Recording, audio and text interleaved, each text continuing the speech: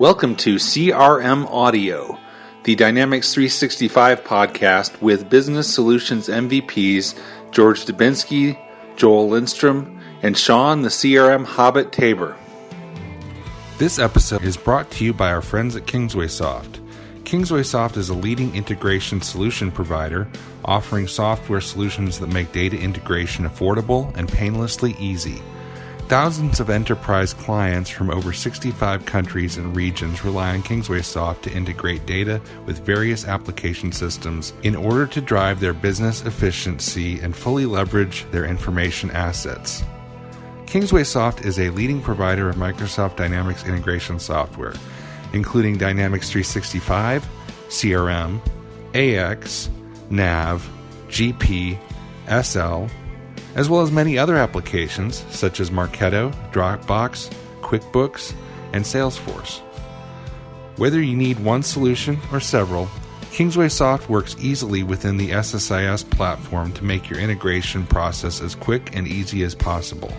Many of their clients have seen 3 to 10 times greater data integration performance after switching to the SSIS integration toolkit.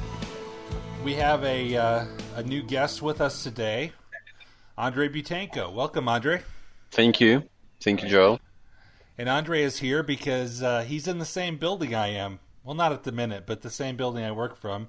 Andrii works for Hitachi Solutions, and he has just relocated to our lovely city of Greenville, South Carolina. So let me say welcome to South Carolina, North America, and welcome to being actually physically at Hitachi Solutions. Thank you, Joel. That's really great opportunity. Oh, well, you sound like, someone from U.S. elections. Let me break the ice. How's coffee in Greenville? Time code 56 seconds. Still coffee was mentioned. I was waiting for that. No, I have to admit that I did find, to my surprise, I did find one place with decent coffee served by mandatory hipsters with the beards and pour over coffee, as it's called. So I took my daughter to a hipster coffee shop here in Tampa just for my amusement. I took her in there and I said, "Go ahead and order whatever you want. You can have whatever you want." She walks up to him and says, "Yeah, can I have a white mocha?" And they looked at her. If they had lasers in their eyes, they would have bored through her skull. The haughty derision. I enjoyed that quite a lot. Was it an insult or? Yes, absolutely. No, it was an absolute insult that you would tarnish the sweet taste of the beans with anything other than the water flowing through the filters. I'm literally giving you. You forgot to say from the mountains through the filter. Exactly. I'm almost literally giving you what was said to her. It was hilarious. So.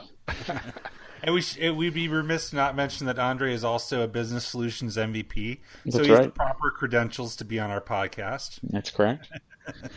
What kind of development work are you doing these days? Because George always gives us a hard time for not being real developers. So I thought we would bring a real developer with us. I'm doing a lot of development work and mostly related to internal CRM things like JavaScript, like some kind of web resources, plugins, custom workflow activities, development of reports, and integration with externals, different external systems. So how George written in his profile, doing all the complicated things. Mr. Hobbit, what do we have for news this week? Well, there was a number of things that came out recently. The first, we talked about it a little bit before. It was a snippet, but talking about the Azure blob storage. That's recent news that came out that Microsoft is now allowing essentially the management of attachments through that blob storage. So you don't have to take up your storage and your capacity of your 10 gig standard data storage in Dynamics 365 for attachments. You can push them off to a blob store. So here's my question about this, because the solution is in App Source, and it's a solution you can download now, but it comes from Microsoft Research, which makes me wonder, is this an official Microsoft product? Or other Microsoft Research projects I've seen, they had one like an app that you could take a picture of your dog and it would tell you what breed it was. So it's like Microsoft Research is kind of like the development garage for Microsoft. Mm-hmm. Is it Microsoft Research or Microsoft Labs? Because they do. But your specific question, George, is it's coming from Microsoft Labs. Microsoft Labs, on the other hand, that's just bunch of guys doing. My assumption is they do what they want to do. It's always a mystery to me. Most importantly, though, the consequences of what Joel said is it supported? Usually when Microsoft stuff these days, when it's not supported, they tend to release it as open source and say, hey, here you go. When it's released as a binary, which this one is, like it's a solution, and it's not supported, that puts customers and us as consultants into a difficult position. We want to use it, but by the same token,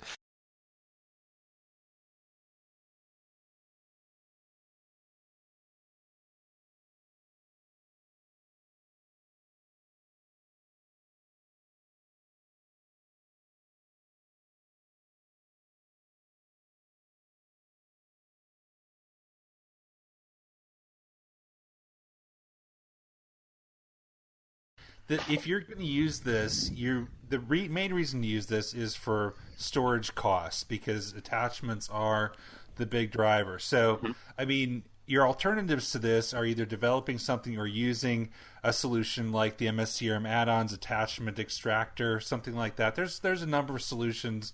We have our own IP that does this. But are you in any more of an unsupported solution using this than using one of those? Because you're in this case where the attachments are outside of Dynamics and they're in a different place. So, it's really up to you to make sure that's working correctly one way or the other, I think. The customer I had this week that we're walking through this as a potential solution, it wasn't in terms of the document storage or the storage limit.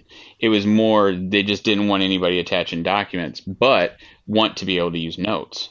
So using this blob storage, and then with the blob storage, you can also just straight delete the attachment when you send it.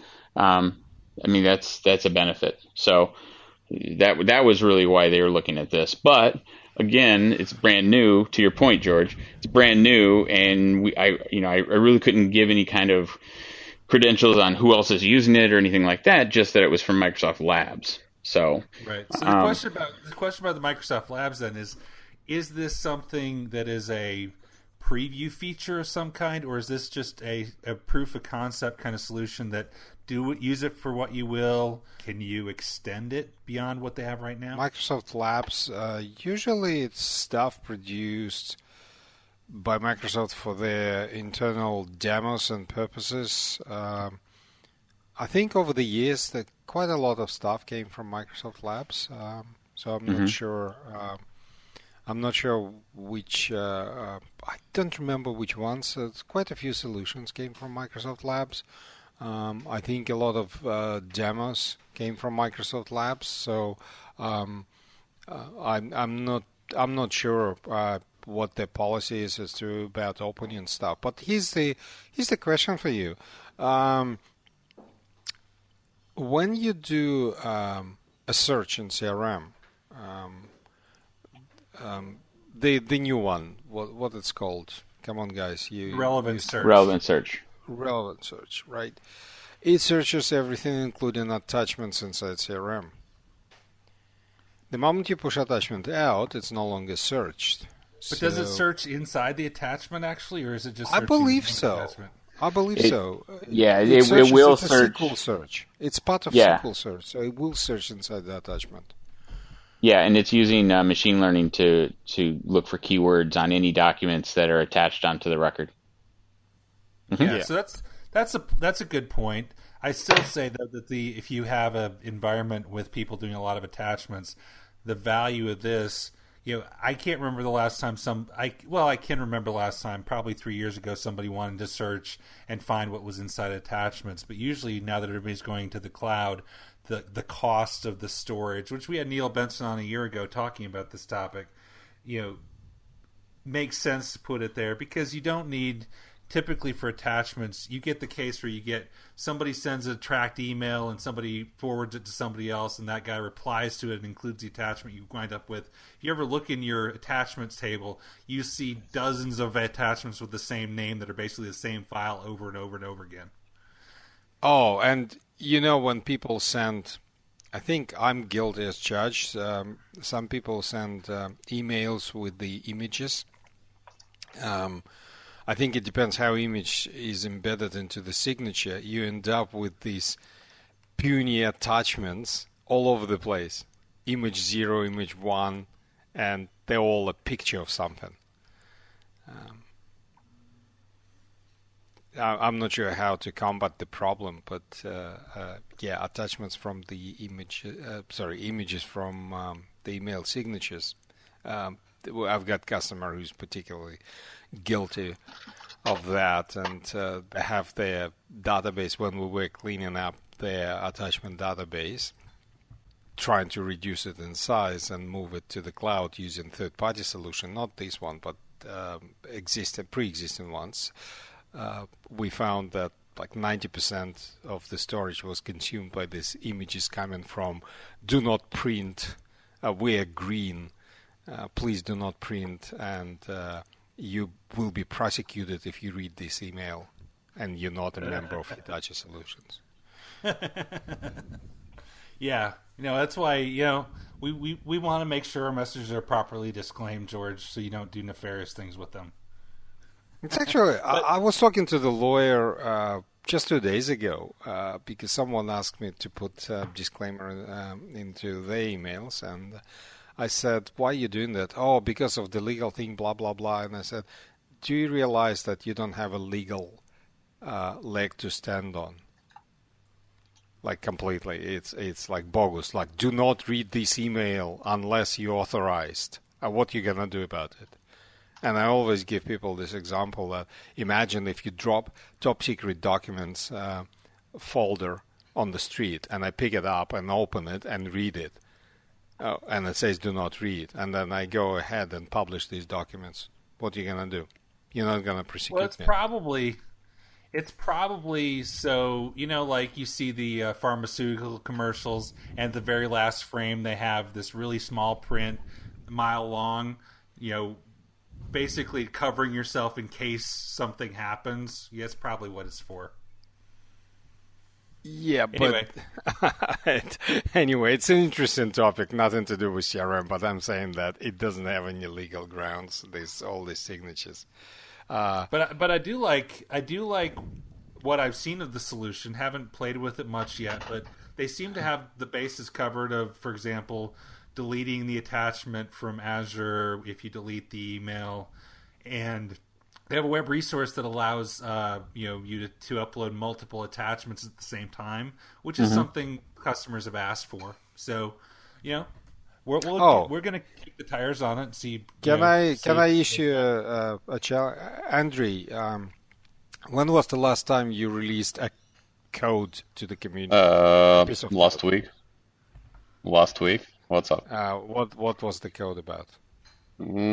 So maybe you remember Jamie Malley started his own blog with posting of a lot how to do this and that and this piece of code with the SOAP when 2011 CRM 2011 was released, and nobody knew how to use new SOAP endpoints. So I decided to, when I have some kind of similar issue with new web API, I decided to make short post on my blog regarding this article, regarding this subject. So I posted about a couple of new messages that are used and that are unfortunately are not well described.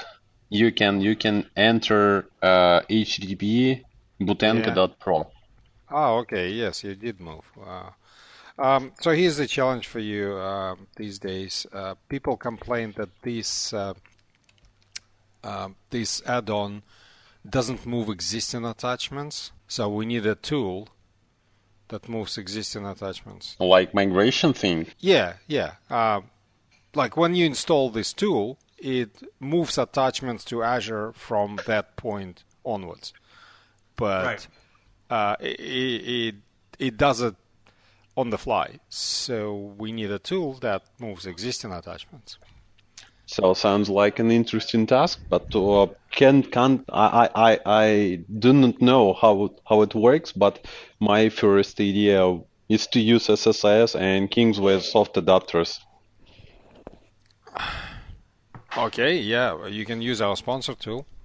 Yes, of course. You just got to figure out how they're connected so that going forward it's treated the same as attachments that were moved by the plugin.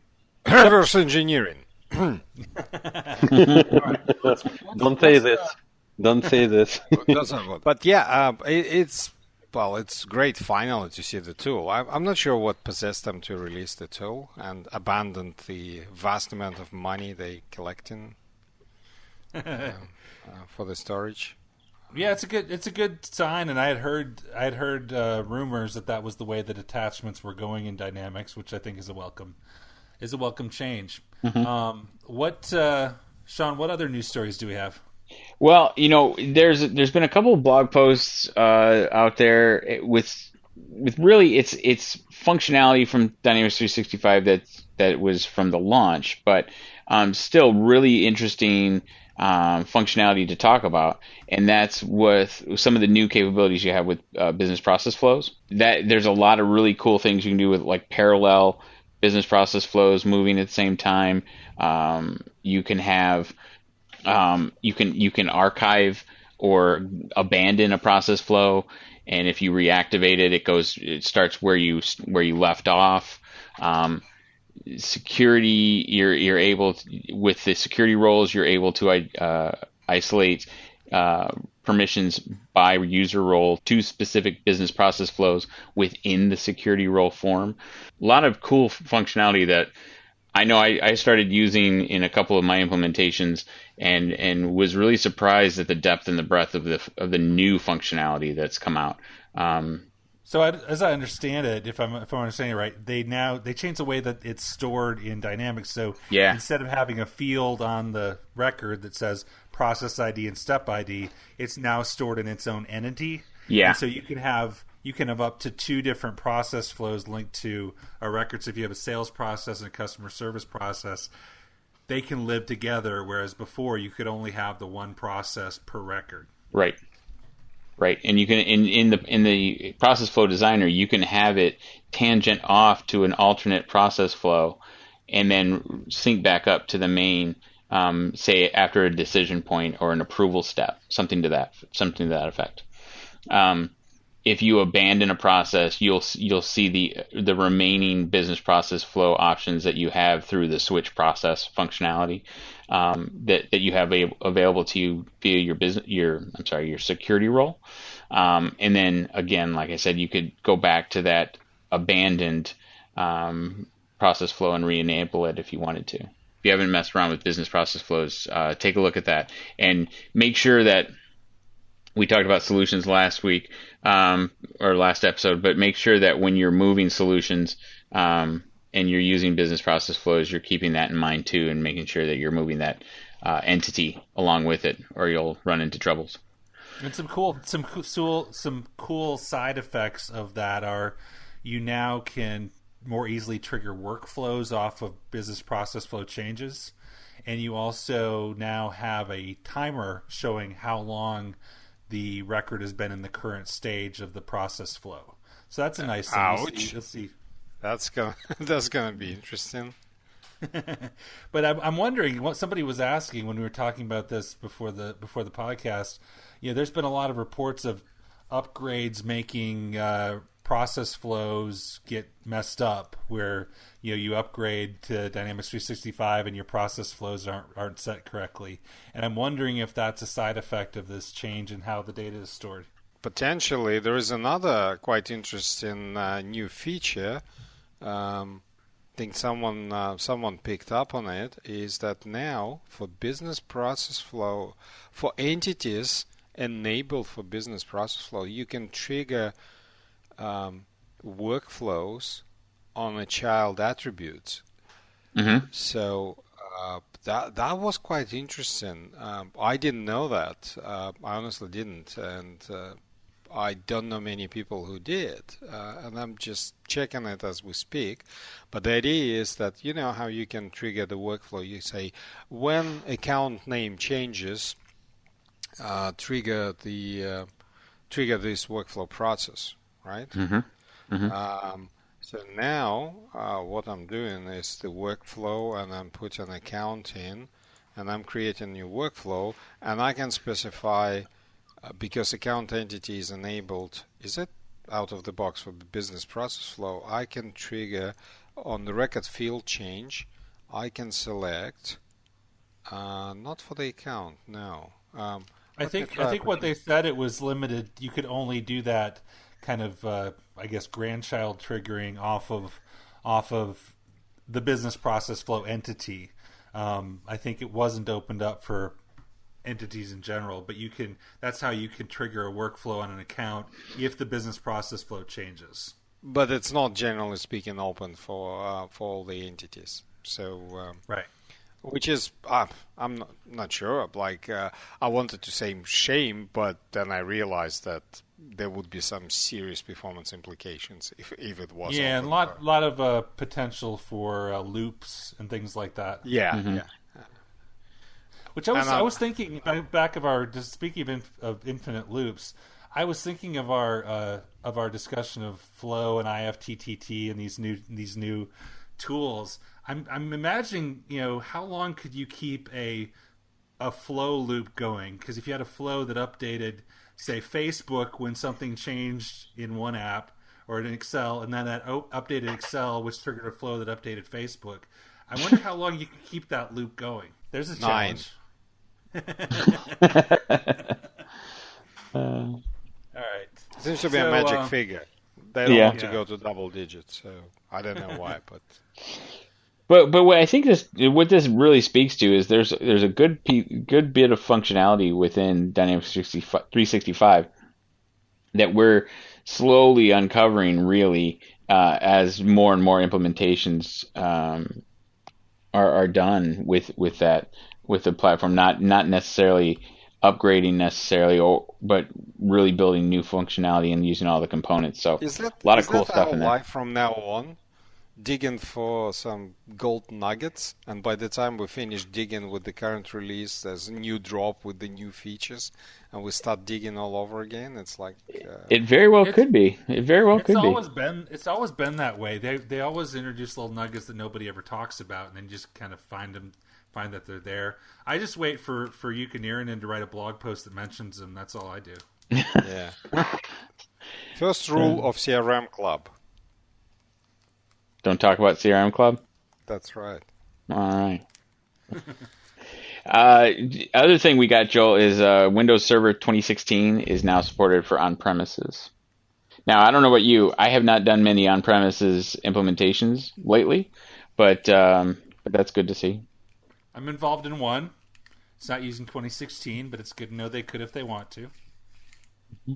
I wonder if OAuth finally works on premises if you use 2016 as your IDFS server. Didn't have a chance to fully test it yet. Because on premises, until Windows 2016, Windows Active Directory was not quite implemented the same way as Azure Active Directory. That's why CRM Online implementations, they always had this edge of having Azure Active Directory authentication library, or ADL, enabling all sort of scenarios. Like the most interesting scenario recently is server-to-server authentication. And it's enabled by a specific OS flows supported by Active Directory. So I wonder if finally Windows 6 2016 supports those flows, so you can have those on premises as well. I'll double check and confirm by the next episode, hopefully. So what are you seeing these days, George? Because I know it wasn't that long ago that there was no Microsoft data center in Australia, and so you had to go partner hosted mainly. Mm-hmm. But now that CRM Online has been there for a while, or Dynamics 365 Online, are you still seeing a lot of on-premises, or has Online taken over the world there like everywhere else? You know what? On-premises, no, I don't see a lot of on-premises. My domain is small to medium businesses, so I see a lot of people taking up online. What's interesting though is there are two trends. One is I don't see an exodus of people from partner hosted to online. People happy with partner. If people happy with partner support, then they don't seem to rush towards online, and they're not convinced by features like all the different insights or field services. Those features are less relevant for small to medium businesses than they are for new deployments or big deployments or big new deployments. So for small to medium businesses, when something works, it works. So they tend to stick with it. So that's one. So there is no kind of big migration going on. There are occasionally people say, yeah, okay, it's time to move, but it's mostly for 2011, and only because we said, you've got till the end of this year, get out. The other interesting trend is that when we're doing new deployments, is that there is no planned license. So there is a for on-premises or for SPLA for this matter, right? For partner hosted. So now you are forced to pick either sales license or service license, right? And they both kind of reasonably pricey ones. There is no universal license. So even for sysadmin, you are now forced either to buy both of those, or you would be forced to buy, not to buy, but use properly system administrator when you have full admin rights but no access to the data, and you start wiggling around, okay? However, if you subscribe to Dynamics CRM Online, you get dual use rights, correct? So now you can use license. But you have to have enterprise. Yeah, but enterprise plan for online will be on par, will be cheaper than whatever I charge you for both sales and service together. Oh, I get what you're saying. Yeah. Okay. You're right. So what people do now these days is team member licenses still okay, but what people do now, they subscribe to a few users to enterprise plan 1. And perhaps team member licenses for other users, right? They bring those licenses to us as partner hosted, and we can use those licenses. We still have to charge them Windows and SQL and whatever our hardware costs are and so forth. But all around it comes to about the same price. But what they do get, not only partner hosted instance, they also they've got CRM Online instance to play with. So they start playing with it, and perhaps one day they're saying, yeah, okay, that looks good, let's move to it. So I think this plan is kind of working. I don't think anyone meant to happen this way. Maybe they did, but that part is interesting and it's working. So people getting Dynamics 365 license only to be used for on-prem. And remember, for on-prem now, there is no longer server license. it's only user licenses, right? So it's only CALs. So by using that, you bind online to get on-prem licenses. So that's quite an interesting move. I wonder what's going to come out of this. Well, do you see in some ways trend? that simplifies things. In some ways that simplifies things because it was always the question. I think it was tip number 2 or 3, which was your little cartoon about do you need a server license, and I have a dev environment. Do I need a server license? And Microsoft doesn't care. They get their license fee. They get to, they get their cloud revenue from it. So, it's a win-win. This episode of CRM Audio is sponsored by Alexa CRM. WordPress powers more than 25% of all the websites on the internet and is the number one choice for blogs, websites, and portals because it's open source, simple to use, reliable, and extendable. Dynamics CRM has become a de facto standard in sales, marketing, customer service, and industry solutions. Now they can work together thanks to the Dynamics CRM WordPress plugin built with love by the Alexa CRM team. Capture forms, engage your users and customers, all without writing any code. Control your site in WordPress, keeping your data in CRM. To build the plugin, Alexa CRM has created an open-source Dynamics CRM PHP toolkit, unlocking the world of Dynamics for PHP developers. Download your 30-day trial from alexacrm.com/plugin and instantly create a portal by connecting your CRM and WordPress site. We thank Alexa CRM for their sponsorship of CRM Audio. I go and periodically download the mobile app and look at the reviews, and this applies to the Windows Store or the iTunes Store, and you see I think it has an average rating of 2 stars, which that some of that may come from legitimate concern, but I started reading the reviews, and in iTunes you got to go. It just shows the current version, but you can all versions and go back and see all the ratings. And some of the reviews I think indicate that the users either haven't read the instructions or have configuration problems or have security role problems or other things. So I wrote a tip. It was 850, nice round number there, basically talking through some of the reasons why I see some of these. Now, some of these are just Salesforce trolls saying the Salesforce app is so much better. Although if you go read the Salesforce reviews, they've got their share of people who are complaining and probably not reading the instructions. But part of this is, the mobile app is sensitive to configuration changes in ways that a browser isn't. A lot of people have errors in their browser without knowing it. The messages aren't popping up. And, it's also, I think, comes from the strategy that Microsoft has to configure once and deploy everywhere, trying to get this form that will work in browser and mobile and other places. We've talked about that before, whether that's a good strategy or not. But as a result of that, to make it work, you can get a good experience, but you have to make sure you configure your forms to optimize it for mobile as well. And when you're saying optimize for mobile, what kind of more specifics are you talking about in terms of that? Well, I mean, many things like the come to our CRMUG focus session to learn more.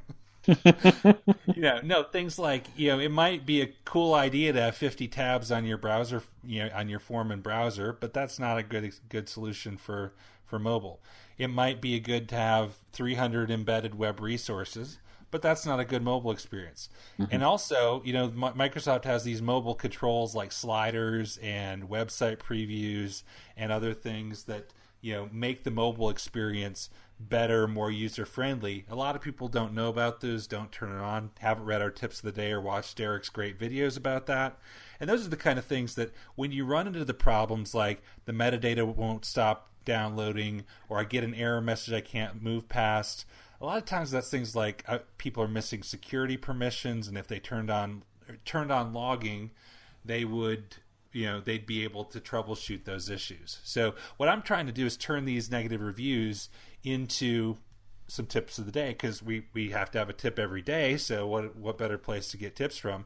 And from that, identify some of those areas where some of these people who are getting error messages or having trouble downloading the metadata. The guy who says every time I connect I have to download metadata, the answer to him is you're publishing too often. Something like that. So it sounds like the mobile application, it's like a Formula One car. You give people a fast car, and all they complain about is that the boot size is the boot is too small. Right. Right. Right. Yeah. Absolutely. And it's like if Microsoft designed it from the beginning with mobile and limited the functionality to what worked in mobile, they might get better reviews.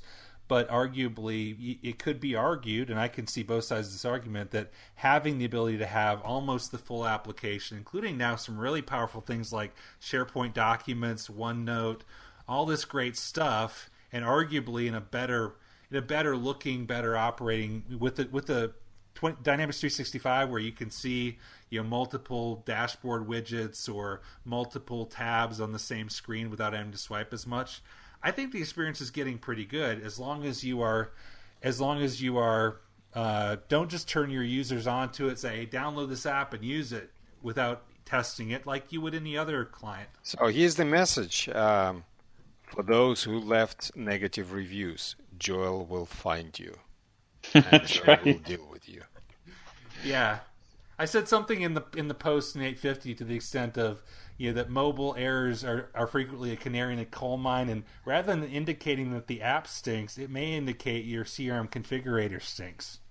I think I use better, more tactful wording than that, but that's one lesson learned. Indeed. All right, so Andrii, as our honorary guest today, we usually have a tip of the day or tip of the week or fortnight, whatever you call it. So, Andrii, as a real developer with Hitachi Solutions, what is your go-to tool these days? What's a tool you can't live without? And don't say CRM. Visual Studio. Are you using 2017? No, not yet. I'm still using 2015, and I'm completely happy with it. Now, come on, give us the tool. You can't just use Visual Studio, I don't believe for a second. Okay. Of course, I use XRM Toolbox for a couple of things that I'm doing, and of course, I'm using JSON Latimer extensions for publishing of all kind of different extensions to CRM. So that's what I'm using. What are your top? Let's go top three.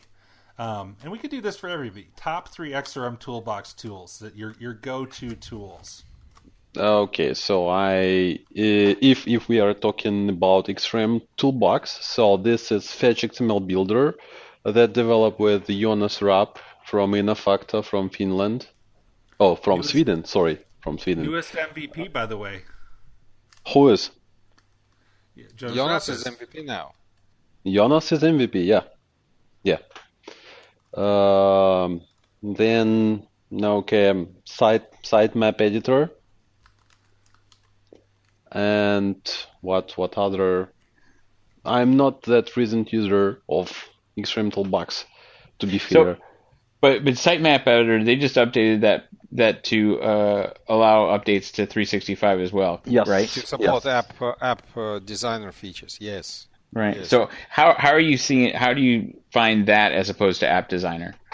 Do you like it better? Is it more intuitive? Because I haven't used the XRM Toolbox feature yet. I haven't used it yet. I have now. I'm doing other kind of work that's not 100% related to XRM Toolbox. So it's really great question. Let me open my XRM Toolbox and I will tell what I'm using at the moment. Have you used the sitemap editor in XRM Toolbox, George? You mean the app designer? Well, no, I mean not the one that's in the I'm talking about the one in XRM Toolbox. Yes, but not the latest build. Okay, great. Not the one supporting app designer. I do have one project. Ask me, next after next podcast, and I do have the project where we have the need to customize the create a couple apps for the people to restrain some people poking around things they shouldn't be poking. Anyway, and so yeah, we have this great opportunity to build a nice restrained HR app, and that's where I would need something to customize the map. Perhaps that's going to be a solution. Yeah, ask me in a couple of weeks' time. So, what are your go-to XRM Toolbox tools? Recently, I found using not only Fetch XML, but actually View Designer. I found that I'm hacking the views left and right, and I can, like on the fly, I can modify views without using, the view. Without using advanced find, I can modify views, I can modify layouts, and associated fetch XML. That's what's interesting. It's kind of, they tied together, those two tools. So I didn't realize until not so long ago that tools can be chained in XRM Toolbox. So Tanguy done great job sort of specing the add-ons structure, and one of the features is the chaining tools. So, for example, View Designer can tap into Fetch XML Designer and accept the results back. So you kind of modifying the Fetch XML for this specific view. So I find myself doing a lot of that and using metadata browser a lot lately. I'm trying to understand some of the decisions behind naming of the metadata attributes, and some of them seems to be pretty random. Yeah. Like particular when they start appending suffixes to the something ID or something ID name and things like that, and trying to understand when all the exceptions. I think Daniel Kai would be the person to talk to, because SSIS tool needs to know metadata to move data around. So Daniel, I think, knows all the exceptions inside out, exceptions to the rules. Right. So that's my kind of favorite. Well, what's yours? I would say, I'll mention a couple that you didn't. Of course, the View Layout Replicator is an old standby. Although I got to say, that one is dangerous because just today I heard of somebody getting into problems because it will update the system views that aren't supposed to be updatable, like change the first column of the lookup view, so then you have other fields show up in the lookup fields. That's an interesting experience. Kind of a undocumented trick there. People need to remember XRM Toolbox need to come with big disclaimer that some of the tools kind of dangerous. I tried to use the tool that moves, I think, option set from local to global or something like this. And the tool got stuck in the middle. And I had to restore the database, basically. Here's another one, and this is in my email from like an hour ago, which is with the View Layout Replicator, you can add related entity views to the quick view, and that will break CRM for you, basically. The question is, can you undo it? Because what I found is what I've done is like damage the metadata, like in a way I didn't imagine it's possible to do via API, but it was damaged. It's like I didn't have time, so I just restored. Yeah, so you can do that, and that's what this person did. They just restored, and they found just by mistake that removing that column made the view work again. The other one that I used today, actually, or recommended to somebody today, was the access checker. That's useful for when you get those weird errors that says user with ID and then a long GUID does not have PRV user visualization. And who knows what that means? But with the access checker, I know because yes, Joel, I completely agree. Those messages are unreadable, but they are unreadable only for first 20 or 30 times. When you see these messages every day, you can just guess, okay, PRV underline career 2 or something like this, and entity name. And even you, if it's not a custom entity, you know that object type code number for every particular standard entity. Yep, exactly. And the third one in my top three that haven't been mentioned is Andy Popkin's bulk workflow tool. If you want to run a workflow in bulk on more than 250 records, it's a great way to do it. Yes, and guys, I find myself using it all the time as well. Sorry, I forgot to mention.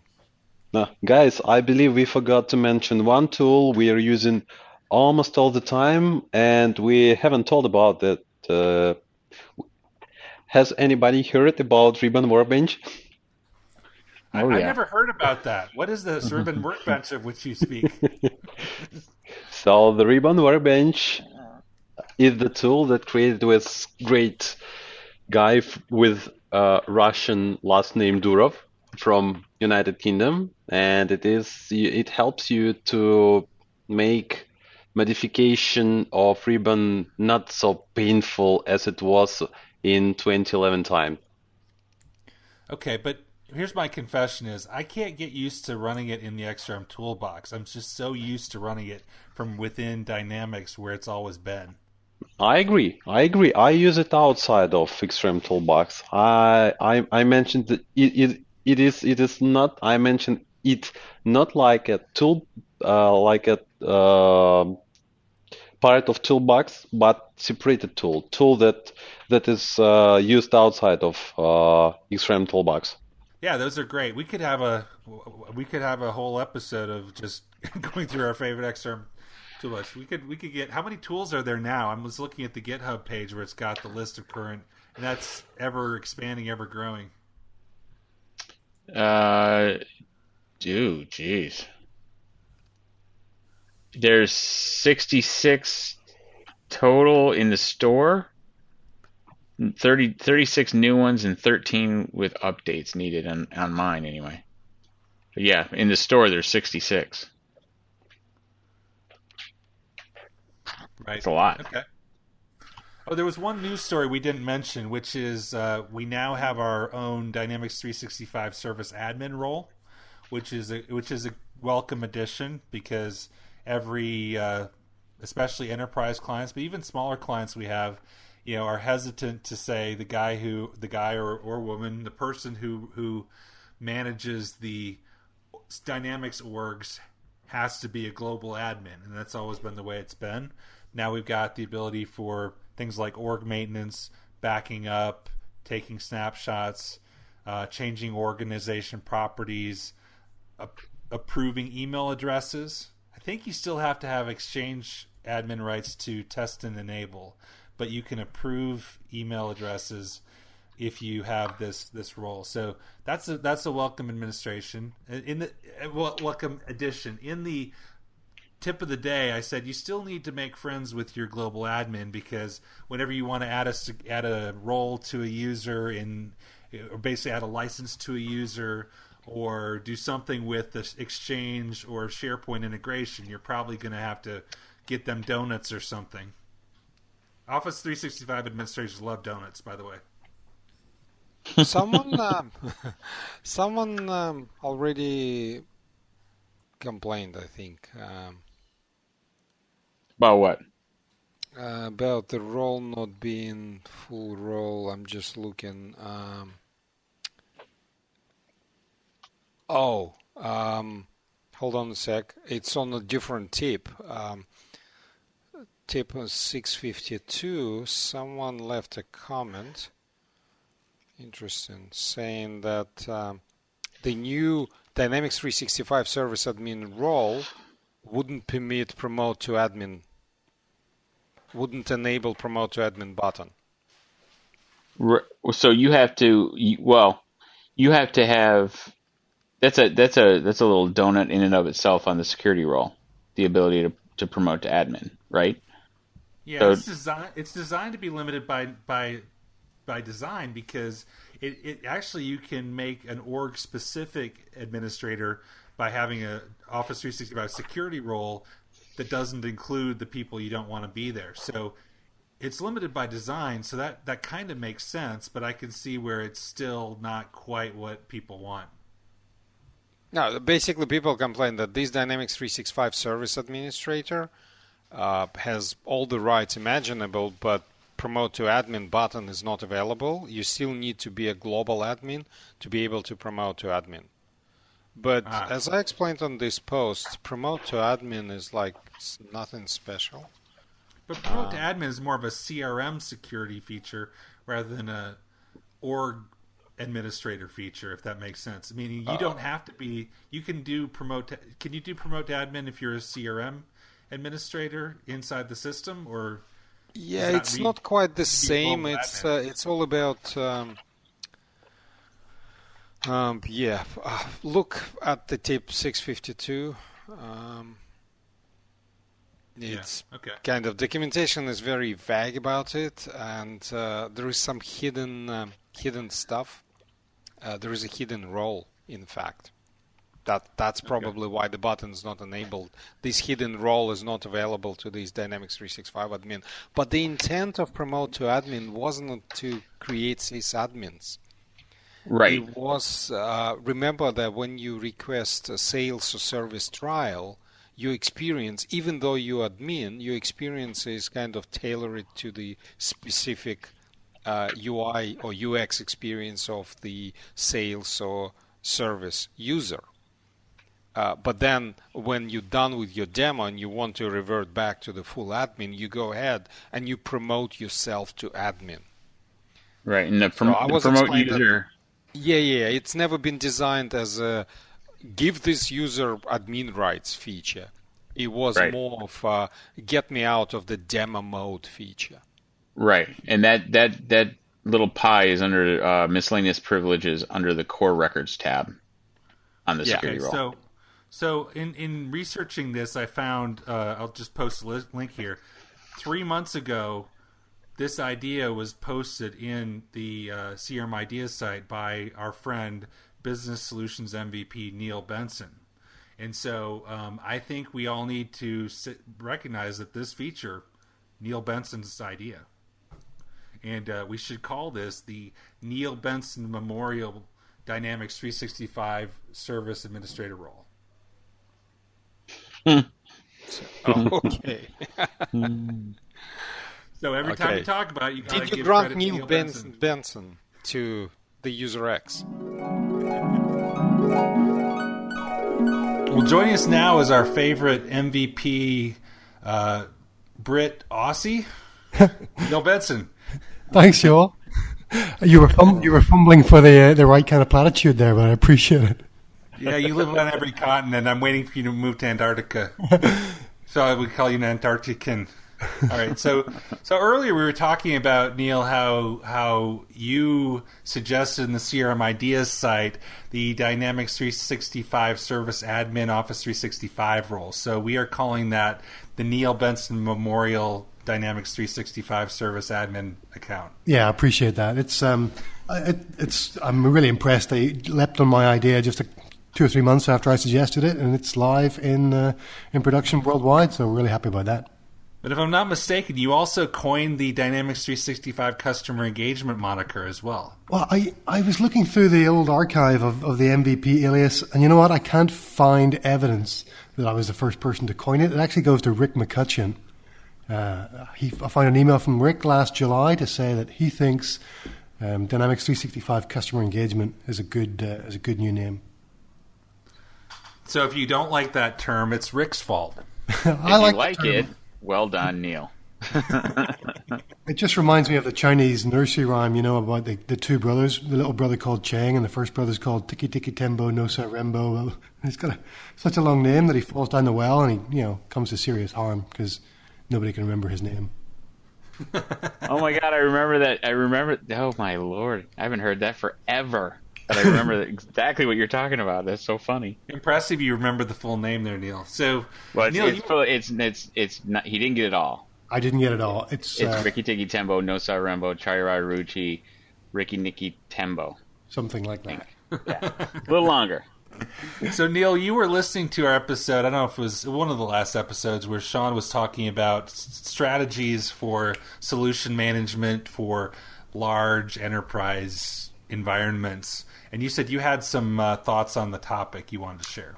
Yeah, so this is a pattern that we've come up with in a recent enterprise project. I say we, it's my project team. I wasn't in the room when they came up with the idea, but I thought I'd share it with you. So what we've got is 5 environments from development through to production. And we built a little tool that hooks into Jira, which is the requirements management system that we're using for this project. And it looks for Jira issues that are ready for deployment. So as a consultant, you work on a story, you mark it as ready for deployment when you've done some unit testing on it in the development environment. And then this tool picks up all those stories, and each story in the development environment has got its own Dynamics solution. So we create a separate solution record for every feature, for every requirement. And those are itemed, those are named with the same number as they got in Jira, and it contains just the solution components that you needed to customize to meet that requirement.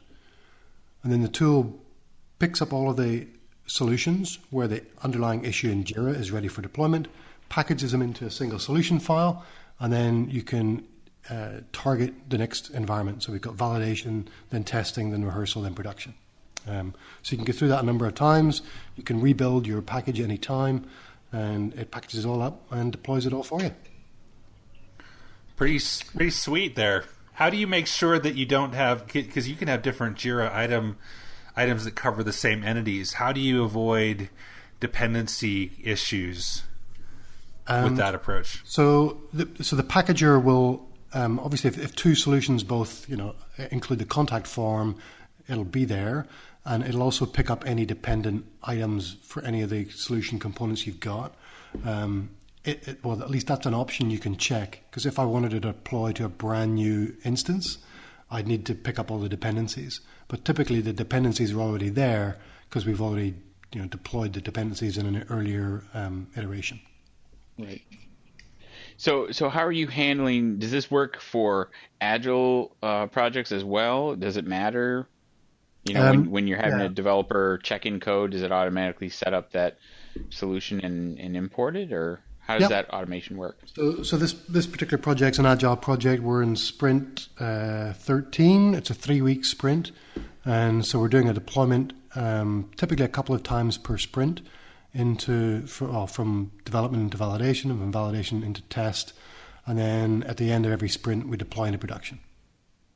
And you're deploying the same solution into each environment, so there's consistency there. You're not right. It's the same thing that's in dev is the same thing that's in the forward environments. Yeah, that's right. Cool. At least that's the intention. Of course, you might find a bug in validation or in testing. I need to go back and fix it in dev and then redeploy.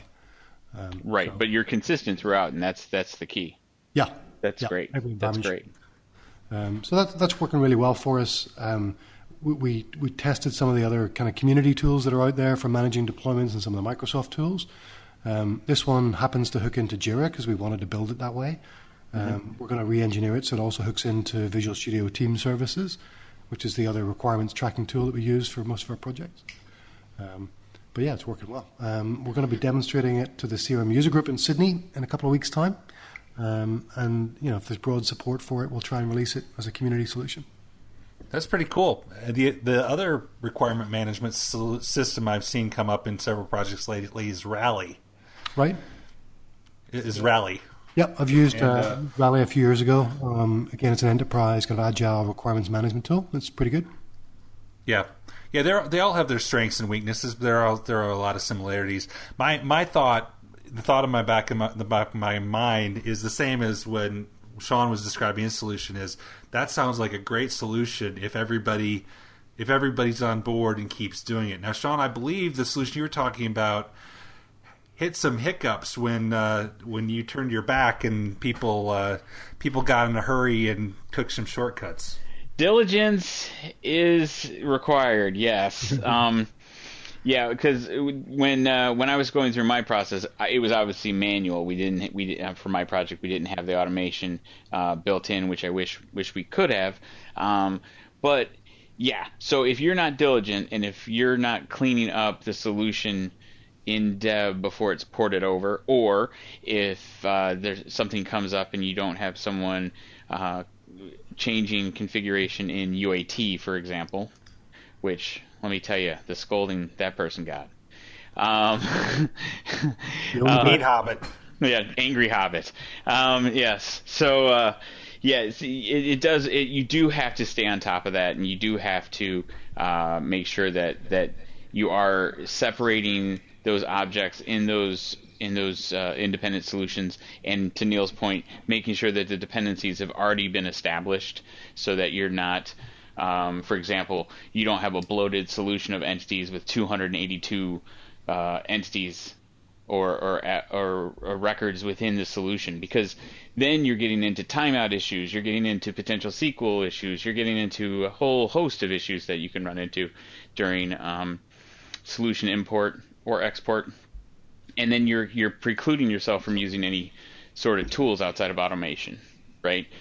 So you don't necessarily, if you're using the solution transfer tool in XRM Toolbox, for example, you wouldn't necessarily want to set the timeout to 5 minutes, So if you have a giant solution like that, that's going to cause a problem. And then if you have a big solution like that, when you go to prepare the client customizations for mobile, that takes forever. So these are just things that I try to keep an eye on when building solutions, to make sure that it's as smooth as possible when done manually. So Neil, when you with your solution, which I think is a great, I feel like I'm overusing the word solution, but a great idea for the incremental changes and the stories in Jira or VSCS, are you still maintaining an overall baseline solution? I'm thinking if you needed to move all your customization to a new environment, I guess you could automate that and just move the default solution, but are you still maintaining, an overall baseline solution as well? No, we're not. We had to recently redeploy everything to a new environment. So this particular customer is a university.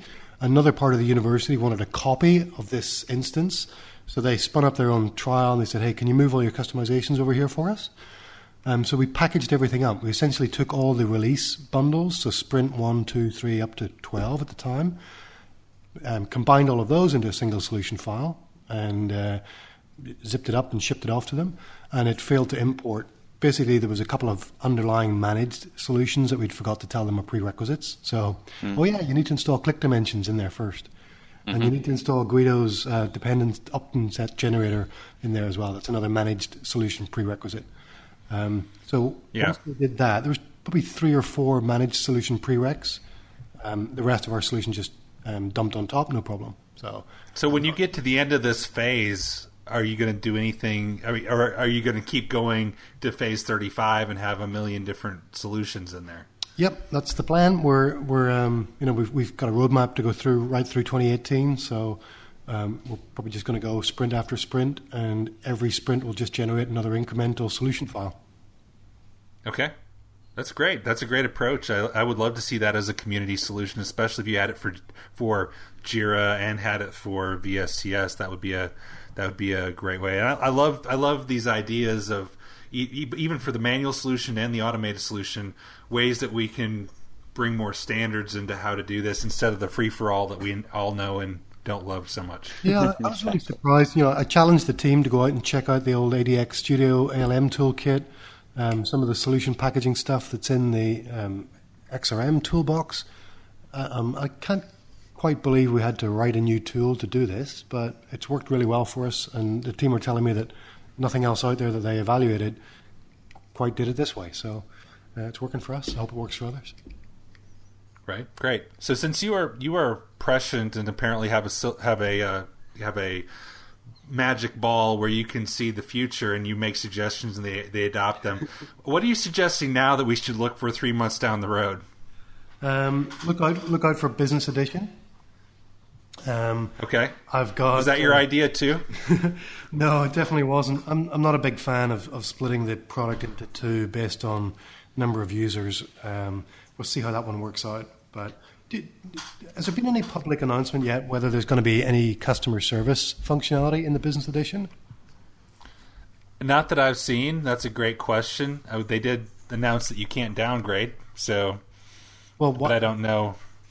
But I thought I heard event management was going to be in Business Edition. It would seem to me like, there'd be some tie-ins there. So Business Edition is going to get its own marketing functionality. You'll have, campaigns, email marketing, and events. And if you upgrade to Enterprise Edition, then you'll lose all of that functionality. Yes. Then you get to buy the expensive Adobe add-on. So. I'm just looking forward to the first project we get involved with where somebody says, "Oh, just use this entity." Oh, it's not there. Yeah. So we'll see what kind of limits they put on the customization capability of the platform. But what I'm encouraging, at least within KPMG, is we have a team that looks after NAV customers and a team that looks after AX customers. So our ERP business is split into kind of small business and enterprise. And I'm encouraging the NAV team to become my CRM Business Edition or Dynamics 365 Business Edition team, so that they can look after the smaller customers with the Business Edition, and I'll look after the enterprise customers. Try and separate it that way, because I think the skills are going to need to be different, and they're going to need to be different. And obviously, the people in the Business Edition will never know the joys of field service and project service automation and customer service perhaps as well. Did you see one of the new certifications, at least one of the learning guides in the Dynamics Learning Portal, is an intro to AX development for CRM people. Ooh. With, tying the whole structure together with common data service, that kind of thing. Okay.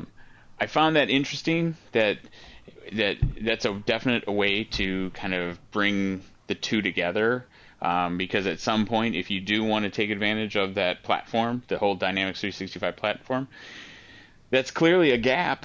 Not all AX people have worked CRM deals, and not all CRM people have worked AX deals or implementations, right?